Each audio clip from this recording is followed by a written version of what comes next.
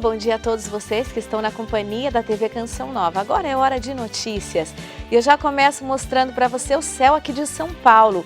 Por aqui muitas nuvens e tem previsão de chuvisco ainda à noite. A máxima por aqui não passa hoje dos 19 graus. Agora, atenção paulistanos, o bilhete único sem CPF vai deixar de existir a partir do dia 1º de setembro. Os passageiros têm até 16 de julho para fazer a alteração. Agora, falando de Covid-19, a cidade de São Paulo liberou a xepa da vacina para maiores de 18 anos sem comorbidades. E ainda vamos ver uma entrevista com uma especialista falando da importância de tomar as 2 doses da vacina. Lá de Roma, o Vaticano anuncia ajuda aos países que estão passando por necessidade. O Brasil também vai ser beneficiado. Vamos juntos até às 10 da manhã. Daqui a pouco a gente fala da previsão do tempo. E seguimos agora para o intervalo com imagens de Florianópolis. Por lá, sol com muitas nuvens, pancada de chuva entre a tarde e a noite. Termômetros entre 11 e 16 graus.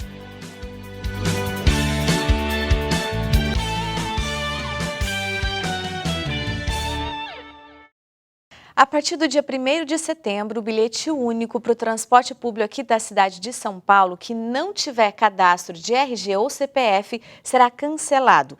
E a lista da xepa para a Covid-19 no estado será ampliada para quem tem mais de 18 anos e não tem comorbidades. Vamos ver essas e outras notícias aqui, os destaques dessas notícias com a repórter Aline Imércio. Bom dia, Aline. Bom dia, Adelita. Bom dia a todos que acompanham Canção Nova Notícias. Pois é, Adelita, a partir do dia 1º de setembro, o bilhete único sem o cadastro do CPF será cancelado. As pessoas podem recarregar esse bilhete até o dia 16 de julho, depois disso não podem mais. E para fazer esse cadastro para o novo bilhete, basta ir a um dos postos aqui da SP Trans ou no site do SP Trans, que é especializado aí nessa troca do bilhete. A recarga poderá ser transferida, caso a pessoa tenha recarga nesse bilhete anônimo. Ao todo, serão afetados 2 milhões de pessoas com essa mudança. E mudando um pouco de assunto, hoje, as pessoas que têm 18 anos ou mais sem comorbidades podem se inscrever para a xepa, que são aquelas vacinas da Covid-19 que estão restantes. Voltamos aos estúdios. Muito obrigada, Aline, por suas informações. Mais de 4 milhões de pessoas no Brasil estão com a segunda dose da vacina contra a Covid-19 atrasada. Isso é um risco para si e para também toda a comunidade. Em dezembro de 2020, a Comissão Vaticana Covid-19 e a Pontifícia Academia para a Vida alertaram que a recusa da vacina pode também causar um risco para os outros. E a gente vai conversar agora sobre essa questão com a doutora Raquel Stuck, que é da Sociedade Brasileira de Infectologia. Bom dia, doutora, seja bem-vinda ao Canção Nova Notícias. Eu já gostaria de começar perguntando para a senhora qual a importância, de completar esse quadro vacinal, tanto para a pessoa quanto para o combate a essa pandemia. Bom dia, é um prazer estar falando com vocês, com todos que nos acompanham. Nós sabemos que todos os dados mostram que a proteção que a gente consegue com a vacinação, que é impedir internação, que é diminuir óbito, isto só acontece quando nós temos 2 doses da vacina.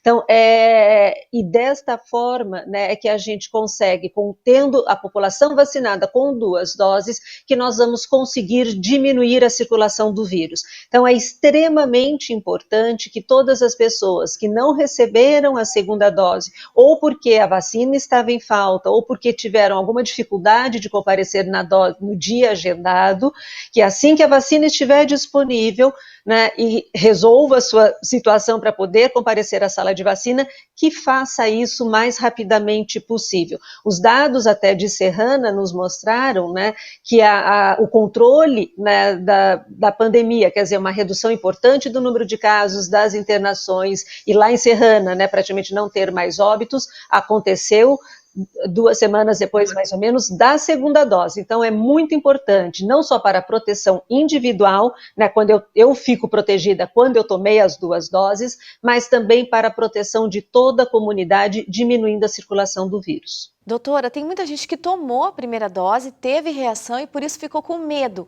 Como resolver essa questão, então, e o que se sabe sobre isso? Nenhuma reação, eu vou contar para vocês, nenhuma reação da vacina, ela é pior do que o risco ou a doença em si, né? Então, ter Covid, né, com todas as suas consequências, agora nós estamos, né, tendo que aprender até com o pós-Covid, as pessoas que mantêm sintomas após a doença, ficar 2, 3 semanas numa UTI, né, com tubo na garganta, no respirador, né, isso é muito pior do que qualquer reação da vacina. A maior parte das reações da vacina, com um dia, né, em casa, meio de repouso, usando antitérmico, usando analgésico, no dia seguinte a gente já está bom novamente. Com a Covid, não. Então, não é o medo da vacina, o medo de alguma reação não pode fazer com que a gente perca o medo desta doença. Ela é muito mais grave e a vacina nos protege dela. Certo, muito obrigada, doutora, por suas informações. Então, quem está com a vacina atrasada, procurar urgente legalizar, né? Resolver essa situação. E agora a gente muda de assunto. A caridade do Papa Francisco continua chegando a quem mais sofre com a pandemia da Covid-19. O Departamento da Santa Sé, que ainda cuida das ações de caridade, enviou uma nova ajuda aos países mais afetados pela crise sanitária, entre eles o Brasil. Quem tem as informações é a Jéssica Marçal, do nosso Web Jornalismo. Bom dia, Jéssica. Muito bom dia a todos. É isso mesmo. Dessa vez, o órgão para a caridade do Papa doou 38 ventiladores pulmonares e outros materiais médicos sanitários. As doações foram para alguns países que ainda precisam de recursos como esses para salvar vidas: Brasil, Índia, Colômbia, Argentina, Chile, África do Sul, Bolívia, Síria e Papua Nova Guiné. As doações serão distribuídas nas unidades de saúde pelas nunciaturas apostólicas. Desde o início da pandemia, o Papa Francisco faz chegar a quem mais precisa a sua caridade concreta. Termina amanhã, Dia Mundial do Refugiado, a Semana do Migrante. Nesse ano, o tema foi Migração e Diálogo e convida à reflexão: quem bate à nossa porta? A semana é realizada todos os anos no Brasil e convida a ser uma igreja em saída, com atenção e solidariedade aos migrantes. E nesse ano, a Igreja no Brasil vai celebrar o Jubileu de Ouro do Mês da Bíblia. Os preparativos já começaram com a Semana Bíblica Nacional, realizada de 7 a 10 de junho. Nós conversamos com o assessor da Comissão para Animação Bíblico-Catequética da CNBB, Padre Janisson de Sá, que fez um balanço dessa primeira iniciativa e adiantou os próximos passos. Já no mês que vem, por exemplo, haverá uma capacitação online para quem deseja conhecer mais sobre a animação bíblica e pastoral nas dioceses. Lembrando que o mês da Bíblia é celebrado em setembro e haverá uma abertura solene por ocasião desses 50 anos. Continue informado sobre o que é notícia na Igreja no Brasil e no mundo acessando o nosso site noticias.cançãonova.com. Excelente fim de semana a todos. Obrigada, Jéssica, por suas informações. Agora, a seguir, Israel vai enviar pelo menos 1 milhão de doses da vacina contra a Covid-19 para a Palestina. Vamos para o intervalo com imagens de Curitiba. Por lá tem sol com muitas nuvens, mas o frio continua. A máxima hoje não passa dos 14 graus.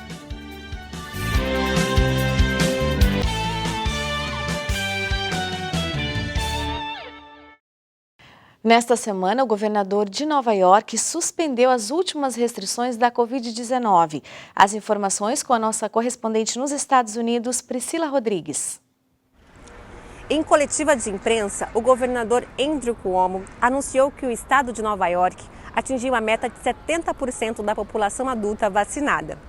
As empresas do estado não vão mais precisar seguir as regras de distanciamento social ou limitar a quantidade de funcionários por turno. Protocolos de limpeza e desinfecção, restrições à reunião social também estão entre as proibições a serem retiradas. No entanto, as máscaras ainda serão necessárias em locais como escolas, metrôs, hospitais, asilos e prisões. No auge da pandemia, o estado tinha o maior número de casos positivos, com 48,16%. agora tem a menor taxa, de 0,40% em todos os Estados Unidos. Essa vitória é decorrente de mais de 20 milhões de doses administradas. A maior parte da população adulta já foi vacinada por aqui. Essa marca ainda não foi atingida por nenhum outro estado do país. O governador disse também que com esses números já se pode voltar à vida normal. A população nova-iorquina se alegra com a conquista, mas ainda está receosa de voltar à vida normal depois de um cenário triste de muitas perdas. Mas esses números já trazem esperança de dias melhores. Priscila Rodrigues, de Nova York, para o Canção Nova Notícias, edição da manhã. O acordo que vai oferecer 1 milhão de doses de vacinas a palestinos e o fechamento da região metropolitana de Lisboa por causa da variante Delta estão entre os destaques internacionais de hoje. Entre seus destaques, o The Washington Post afirma 11º feriado que marca o fim da escravidão e se torna lei após décadas de indecisão. Ao assinar a medida, que resultou em um novo feriado nos Estados Unidos, o presidente Joe Biden pediu uma ação mais agressiva no acesso ao voto e outras medidas de igualdade racial. O chamado Juneteenth, que é a união das palavras junho e 19 em inglês, é a data que comemora o fim da escravidão no país.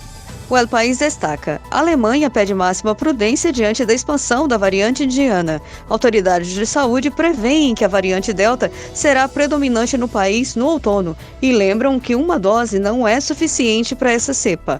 O uso de máscara ao ar livre não será mais obrigatório a partir do dia 26 de junho, mas nesta sexta-feira a Alemanha pediu aos cidadãos máxima prudência. O destaque do Jerusalém Post afirma: Israel dará aos palestinos 1 milhão de vacinas em troca de acordo. Israel concordou em dar aos palestinos 1 milhão de doses da vacina Pfizer contra a Covid-19 nos próximos dias. O anúncio foi feito pelo gabinete do primeiro-ministro e pelos ministérios da Saúde e da Defesa nesta sexta-feira. O acordo de troca permitirá que um grande número de palestinos seja vacinado meses antes do planejado. O Deutsche Welle afirma: Portugal isola Lisboa para conter disseminação de variante. Em meio à alta de casos e difusão da variante Delta do coronavírus, detectada inicialmente na Índia, o governo português restringiu circulação para dentro e para fora da região metropolitana da capital no final de semana. Os 2,8 milhões de moradores da região metropolitana de Lisboa estão proibidos de deixar a área entre as 15 horas desta sexta-feira e as 6 horas da manhã da segunda, dia 21. Também ficará vetada a entrada de pessoas de fora da região metropolitana nesse período. O outono termina com muita chuva na região sul e no norte do país. Confira agora a previsão do tempo em todo o Brasil. Sul, chuva a qualquer hora no litoral do Paraná e de Santa Catarina. No sábado, dia chuvoso e com risco de alagamentos entre o sul do Paraná e norte do Rio Grande do Sul. Domingo, chove forte a qualquer hora entre o litoral gaúcho e Santa Catarina. No sudeste, chove à tarde no sul e litoral de São Paulo. Chuva fraca a qualquer hora entre o litoral fluminense e do Espírito Santo. No sábado, pancadas de chuva à tarde no leste paulista e no Rio.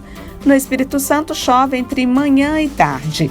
No domingo, chuva fraca entre o litoral paulista e o Rio de Janeiro. No centro-oeste, sol e calor. Somente no sul do Mato Grosso do Sul há possibilidade de garoa. No sábado, tempo instável e com chuva a qualquer hora no sul de Mato Grosso do Sul. O restante da região segue sem chuva. No domingo, tempo firme sem previsão de chuva. No norte, hoje e amanhã faz sol no Tocantins e no sul de Rondônia. Nas demais áreas ocorrem pancadas de chuva entre a tarde e a noite. No domingo, o sol continua no Tocantins, no sul de Rondônia e no centro-sul do Pará. Tem risco de temporais no oeste do Amazonas. No nordeste, chove a qualquer hora no litoral sul da Bahia e entre Alagoas e o litoral do Ceará. Pancadas de chuva à tarde no centro-norte do Maranhão e no norte do Piauí. No final de semana, dia chuvoso em toda a faixa litorânea e no norte do Maranhão. A seguir, uma mensagem de esperança ao povo de Gaza. A gente sai agora com imagens da cidade maravilhosa. No Rio de Janeiro tem previsão de chuva agora pela manhã e os termômetros ficam entre 14 e 24 graus.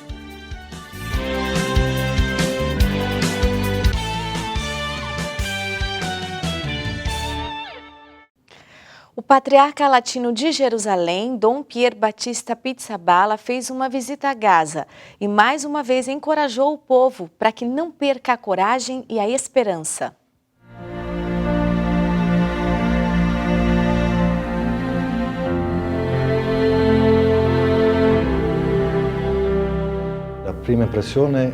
A minha primeira impressão, aquilo que me tocou profundamente, foi quando ouvi de praticamente todos que não devíamos pensar apenas na destruição material, mas também nas consequências sobre as pessoas.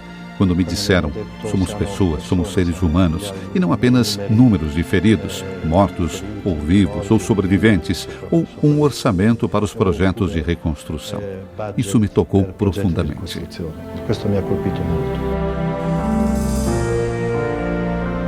A visita realizada pelo patriarca latino de Jerusalém a Gaza foi uma visita pastoral e de apoio aos cristãos locais. Também uma oportunidade para Dom Pizzaballa expressar solidariedade ao povo atingido pela guerra. E de acordo com o Escritório das Nações Unidas para a Coordenação de Assuntos Humanitários, mais de 52 mil palestinos permanecem deslocados. A maioria deles estão refugiados em escolas.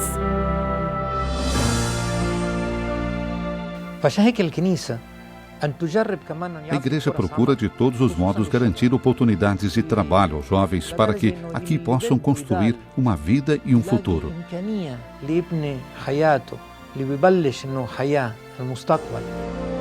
Os esforços da igreja não se limitam a oferecer oportunidades de trabalho para os jovens, mas também incluem apoio moral e material.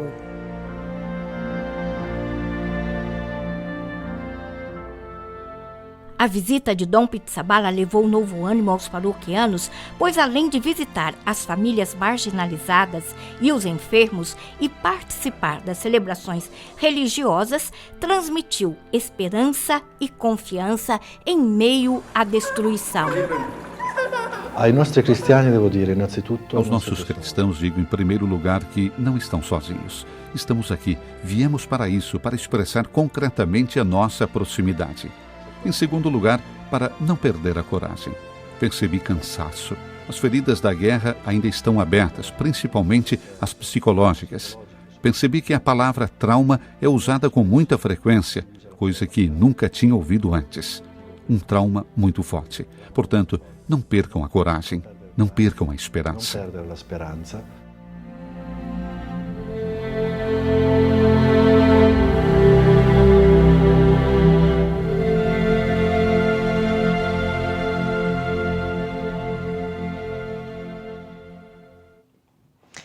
Dom Eduardo Vieira, bispo auxiliar de São Paulo, foi nomeado bispo da Diocese de Ourinho.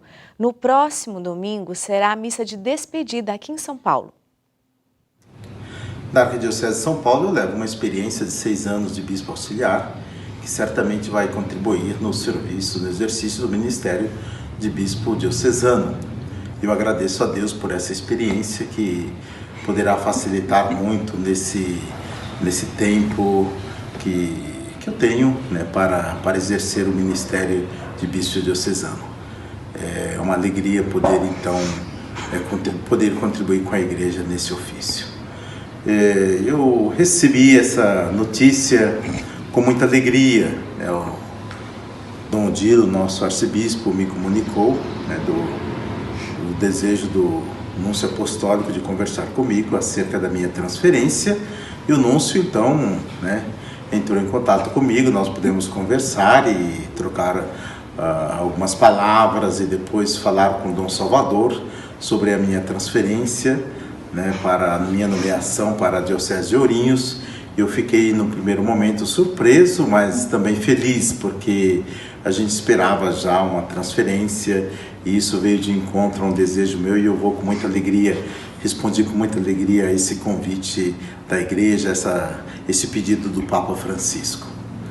A minha expectativa com a Arquidiocese de São Paulo não foi diferente para agora com a Diocese de Ourinhos, né? A expectativa é trabalhar.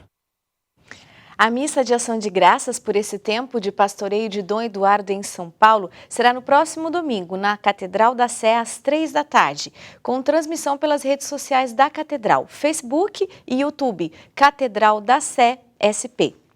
O Canção Nova Notícias, edição da manhã, fica por aqui. Nesse final de semana tem vigília pela TV Canção Nova. Será nesse sábado, a partir das 11 da noite. Padre Diogo Albuquerque, a Danusa Rego, Dauane e a comunidade Canção Nova vão conduzir essa madrugada com muita oração, pregação e música. Você é nosso convidado especial. Um ótimo final de semana a todos.